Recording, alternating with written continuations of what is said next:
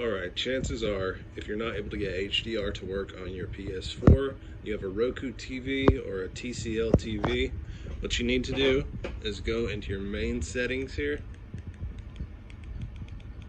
I apologize for the low video quality.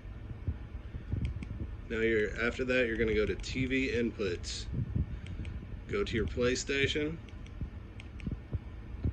HDMI mode. I'm sorry. And the reason it's not working here is because it's on auto. Switch it to 2.0. And once you've done that, start up your PlayStation.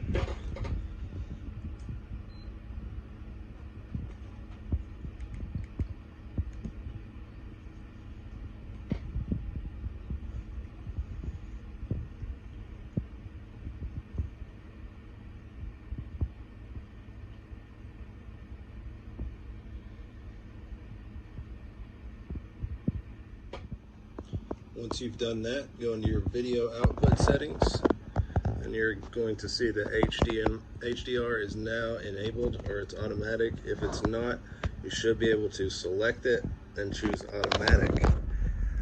This is even on the regular PlayStation if you don't have the PlayStation Pro. So just to show you that it does work, we'll launch a game.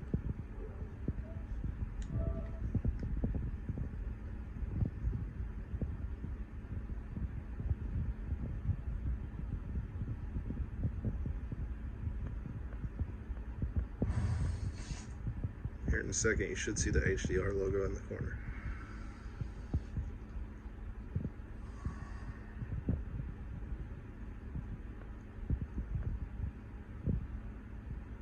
Yeah, there it is. So it does work.